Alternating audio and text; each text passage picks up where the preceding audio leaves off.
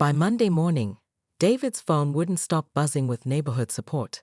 Someone, likely Carlos, had created a group chat titled Pool Defenders that now included nearly everyone on the block. The neighborhood's private Facebook page had exploded with Poolgate updates, including a particularly savage meme comparing Patricia to the shark from Jaws, but instead hunting for rule violations instead of swimmers.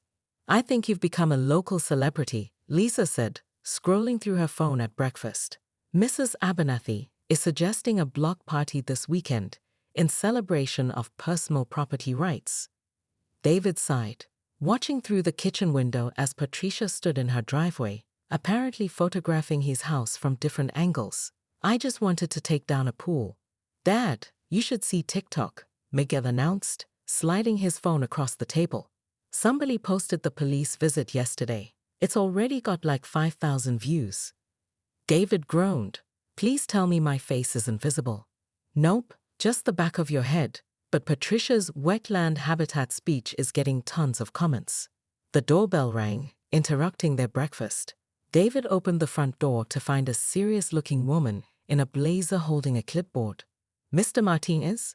I'm Rebecca Thompson from the City Planning Office.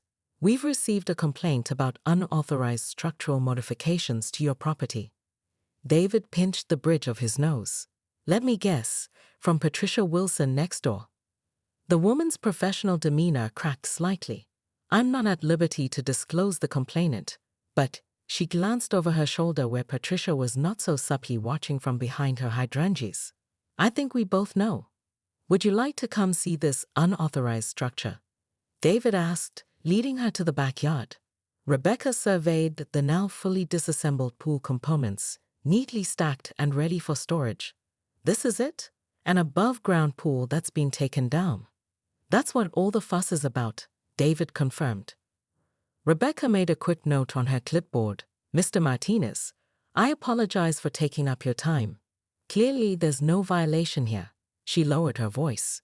"Between us, this is the third call I've had to make to this street in 2 weeks. Last Tuesday, I had to inspect Mr. Ramirez's unauthorized permanent barbecue installation." "His Weber grill?" David asked incredulously. "The very same." As Rebecca left, David's phone pinged with a message from Carlos. "Heads up. Patricia's on the community Facebook page asking who wants to join her new Neighborhood Standards Committee. So far, 0 takers." The situation took an even more bizarre turn that afternoon when David returned from work to find a formal-looking letter in his mailbox. Patricia had apparently hired an attorney to send him a cease and desist letter regarding permanent removal of neighborhood water features. The letterhead, however, was from a law firm specializing in divorce cases, suggesting she'd simply use the first attorney she could find. Lisa found him laughing in the driveway. "What's so funny?" He handed her the letter. "She's demanding I reinstall the pool within 7 days or face legal consequences for diminution of property values and aesthetic damages." "She can't be serious," Lisa said, scanning the document. "Oh, but she is." David pointed across the street, where several neighbors had gathered on the Johnsons' front lawn, all holding copies of the same letter. "Apparently everyone who voiced support for us on Facebook got one." Mrs. Abernathy waved her letter like a flag. "David, we're forming a pool party defense league. Carlos is bringing margaritas to my house at 6. As absurd as the situation had become, David couldn't help but notice something remarkable. Patricia had inadvertently united the entire neighborhood. People who had barely spoken beyond casual waves were now planning gatherings, sharing stories, and forming genuine connections, all thanks to one woman's bizarre crusade against a dismantled pool. David had barely started draining the pool when the distinctive click-clack of heels on concrete announced Patricia's approach. Her shadow fell across the yard as she stood at the garden gate, clipboard clutched against her chest like a shield. "Excuse me, what exactly do you think you're doing?" Her voice sliced through the morning air like a paper cut. David straightened up, forcing a neighborly smile. "Good morning, Patricia. Just taking down the pool for the season." Patricia pushed through his garden gate uninvited, her designer sunglasses perched on her immaculately highlighted hair. David noticed she had a camera phone in one hand and what appeared to be a printed copy of the county code in the other. "You need proper permits to remove structural elements from your property," she declared, scanning the yard as if cataloging violations. "I've memorized the county codes after what the Henderson family did with their unapproved deck expansion." Miguel, who had been collecting pool noodles, shot his father a look that screamed, "I told you so," before retreating to the patio, where Sophia was watching wide-eyed. "It's just an above-ground pool, Patricia," David explained patiently. "Not a permanent structure. No permits needed for setup or removal." Patricia's smile tightened, not reaching her eyes. "I've already documented the pool in my neighborhood property value assessment portfolio." She flipped through her clipboard to a page with actual photos of his yard. "Removing it constitutes a material change affecting my home's appraisal." Section 5, paragraph 3 clearly states. "Patricia," David interrupted gently, "we don't have an HOA here. Never have." Her face flushed crimson. "Well, maybe we should. Someone needs to maintain standards around here." She gestured dramatically toward the pool. "That pool is visible from my breakfast nook. I bought this house specifically for the view of blue water." David blinked, momentarily speechless. "You bought your house for the view of my pool?" It was a significant factor. My realtor specifically highlighted the water feature view in the listing. "I have documentation." She jabbed a manicured finger toward his chest. "Did you even consider your neighbors before making this rash decision?" From the safety of the patio, Miguel whispered something to Sophia that made her giggle. Patricia's head whipped around at the sound. "And now your children are mocking me," she said, voice rising. "This is exactly the kind of disrespect that brings down property values." David stepped between Patricia and his children. "They're just kids being kids, Patricia, and honestly, this is my property. The pool was always temporary." "Nothing is temporary when it affects the community aesthetic," she countered. "I've already started a petition." She withdrew a sheet with exactly 2 signatures, her own and someone named P. Wilson, in suspiciously similar handwriting. Just then, Carlos Ramirez peeked over the fence from the property on the other side. "Everything okay over here, David?" Patricia spun around. "Mr. Ramirez, perfect timing. Perhaps you'd like to sign my petition to preserve neighborhood water features." Carlos looked bewildered. "You mean David's pool, the one his kids use?" "The one that enhances all our property values," Patricia corrected. Carlos gave David a sympathetic look. "Sorry, Patricia, but David told us months ago the pool was seasonal. He even helped me set up my daughter's wading pool." Patricia's lips formed a tight line. "I see the entire neighborhood is aligned against proper procedures." She tucked her clipboard under her arm. "You have until noon to reconsider, Mr. Martinez, or I'll be forced to take appropriate measures." As she storm-marched back to her property, Carlos leaned further over the fence. "Dude, did she just try to claim squatters' rights on the view of your pool?" David ran a hand through his hair, apparently. "What do you think she means by appropriate measures?" Carlos asked. David shrugged, returning to the pool drainage. "Probably more petitions. What else could she possibly do?" From the house, his wife Lisa appeared at the back door, coffee mug in hand. "Was that Patricia I saw in our yard? What did Hurricane Karen want this time?" "Nothing to worry about," David assured her, though the knot in his stomach suggested otherwise. "Just a minor squall." The manila envelope appeared on David's doorstep on a crisp October morning, nearly 3 weeks after Poolgate began. By this point, the neighborhood had settled into a strange new normal.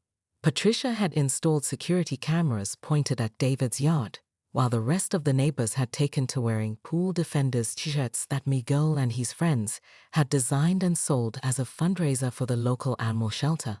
The community had never been closer, planning events and gatherings with newfound enthusiasm, conspicuously scheduling them when Patricia was known to be home. David approached the envelope cautiously. After the cease and desist letters, the complaint to his workplace about conducting illegal home renovations during business hours, and the bizarre claim to his homeowner's insurance that his pool removal constituted an attractive nuisance, He was wary of anything that might have come from Patricia. Is that another legal threat? Lisa asked, joining him on the porch. David shook his head as he examined the contents. It's an apology letter. Inside was a formal letter on monogram stationery, a gift card to the local garden center, and something unexpected, a newspaper clipping about Patricia's former neighborhood in Connecticut, where an overzealous HOA had foreclosed on an elderly resident's home over unapproved garden gnomes. Dear Mr. and Mrs. Martinez, David read aloud. I wish to extend my sincere apologies for my inexcusable behavior regarding your pool. Recent events have forced me to confront some uncomfortable truths about myself. The letter explained how Patricia had lost her mother's home to similar HOA overreach years ago. The elderly woman had been unable to keep up with escalating HOA demands, eventually losing the family home where Patricia had grown up. Somehow, Patricia had convinced herself that strict rules protected communities rather than divided them, channeling her grief and anger into becoming the very thing that had hurt her family. I transferred my fears onto your pool. I'm seeking help for my anxiety. No one should have to fear their neighbors, especially neighbors as patient as you've been. That evening, as David stored the last of the pool components in the garage, he noticed Patricia in her garden, struggling with an overgrown rosebush. For weeks, he had pretended not to see her when they were both outside. This time, he walked over with pruning shears in hand. Need a hand? He offered. Patricia looked up, startled. Her usual perfect appearance had given way to something more human, hair slightly disheveled, no makeup, gardening gloves stained with soil. Without the armor of her clipboard and perfectly pressed outfit, she seemed smaller somehow. I wouldn't blame you if you never spoke to me again, she said quietly. David shrugged. Neighbors help neighbors. That's what makes a community. As they worked side by side on the rosebush, other neighbors gradually appeared.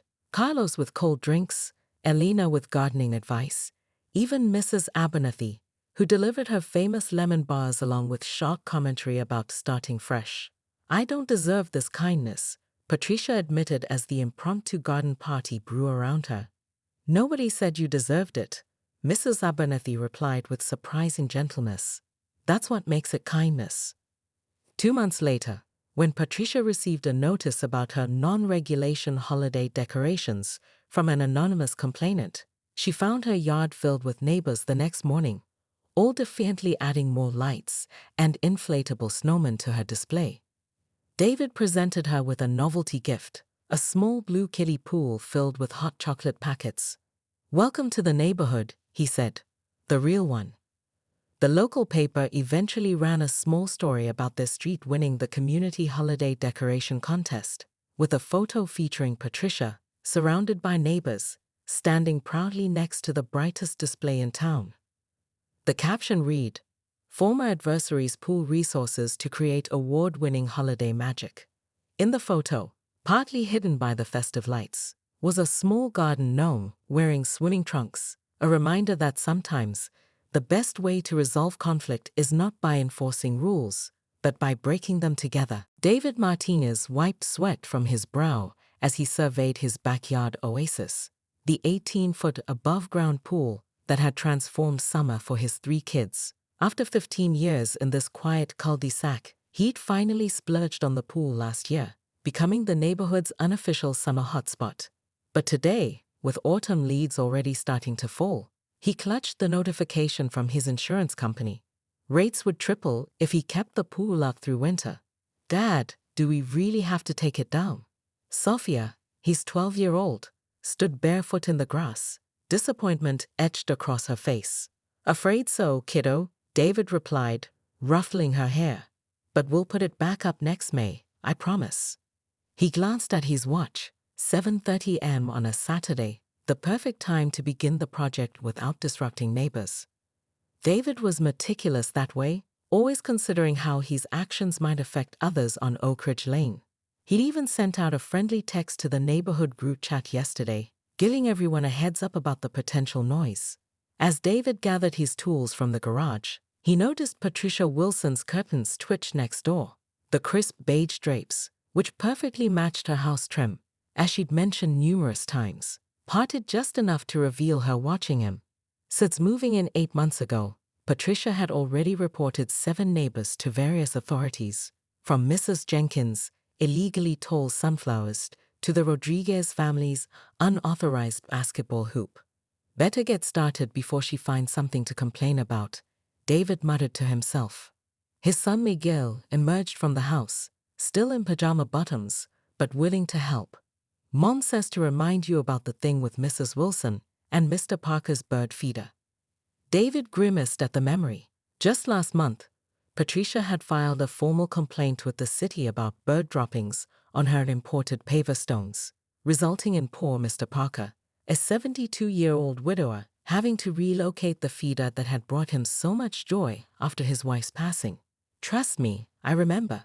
That's why I'm doing this by the book, David said, pointing to the neatly organized permits and manufacturer's instructions laid out on the patio table. Not that he needed permits for removing a temporary above-ground pool, but with Patricia, documentation was the best defense.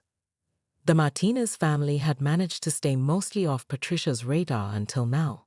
Perhaps it was because their yard backed up against hers, yet the 6-foot privacy fence, which David had installed precisely to code, limited her view. Or maybe it was because David, as a civil engineer, knew exactly how to navigate municipal regulations. Miguel, can you start collecting the pool toys while I set up the drainage pump? The teenager nodded, then froze, his eyes fixed on something beyond David's shoulder. Ah, Dad, ye FC on one. David turned to see Patricia's silhouette now fully visible at her window. She wasn't even pretending not to watch anymore. Something about her posture, rigid, arms crossed, sent a chill down his spine that had nothing to do with the September breeze. It's fine, David assured his son, though uncertainty crept into his voice. We're not doing anything wrong. As if on cue, Patricia's front door opened.